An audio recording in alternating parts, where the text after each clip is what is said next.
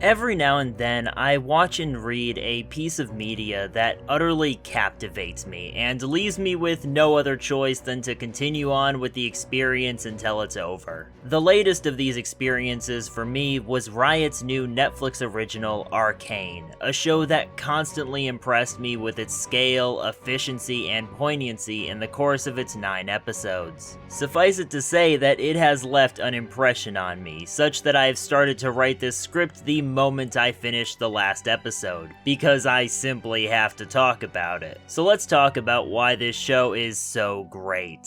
In order to discuss what makes this show good, we have to look at it from two of the broadest measures of a story: world and character. And they absolutely have to be talked about together, because the show treats them as something fundamentally linked at every level of construction. Every character is interesting as a product of the world they inhabit, but they each have the agency to represent more than that and affect change in that same world. That all sounds very simple to accomplish at first, but there's actually a lot of thought that goes into something like that for so many characters. Let's look at an example of that in my favorite character, Silco. Silco was born poor in the Undercity, the victim of a classist regime in which he has no political power. And so he wants to take power and turn the place he was born in into an independent state. That is already a solid motivation for a character, and you can really just stop there. A lot of incredible character interactions and dialogue can be built off of that alone.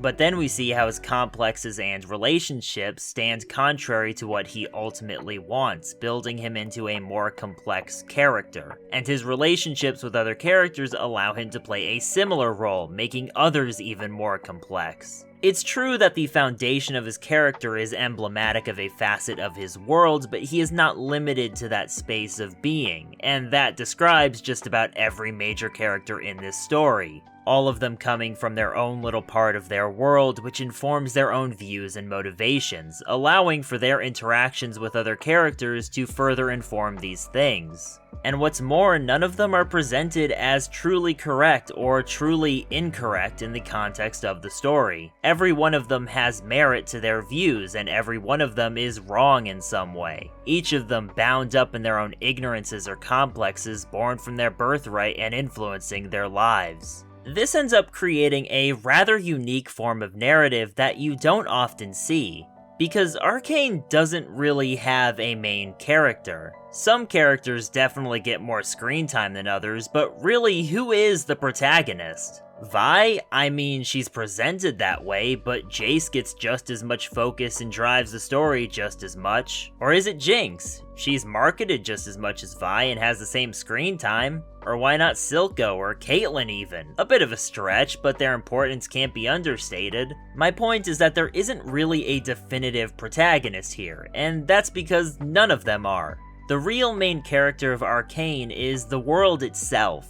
Every character, as developed and nuanced as they are, exist as a microcosm of the world they live in. Really take a moment to look at the world in this show. Just about every shot is the epitome of the old adage, every frame a painting. Every location is filled with detail, creating one of the most lived-in worlds I have ever seen. It is in a constant state of change, living and breathing, expressed to the viewers through the characters that live in it. The characters are so intricately tied together in a way that they all work as a network of people that subtly build the world around them. That's why neither aspect of the story can be discussed separately, because they fundamentally build each other in such a careful and deliberate way, full of subtlety and nuance.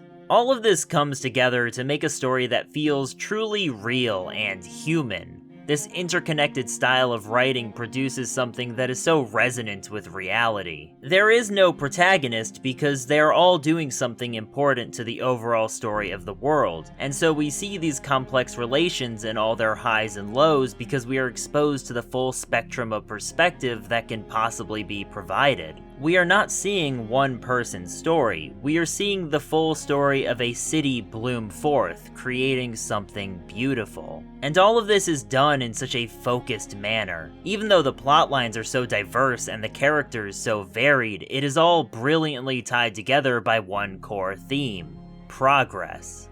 What does it mean to make progress? Is it technological? Social? At what point do either of those go too far? What do we lose for the sake of progress, for the sake of change? As the world around us changes, how are we ourselves changing? And is it for the better? All of these questions and more are asked and explored by the various characters and their relationships, supported by the deeply explored beliefs and psychologies of each of its characters. And it's not like the brilliance of the show is limited to its writing. I was being quite literal about every frame a painting. It's a show that looks gorgeous at pretty much every moment, with so much attention to detail on every little aspect. From the subtle to grand expressions characters make, to the clothes they wear, to the buildings they stand in, everything is deliberately constructed for a specific purpose. And that's really what makes the show so great. It's this incredible attention to detail, making everything down to the smallest thing with such purpose in mind, but able to build it all in a way that feels completely natural. From the world to the characters to their relationships with each other, every little thing is so well made on every level. And that is why Arcane is a masterpiece. How could I have ever let you down?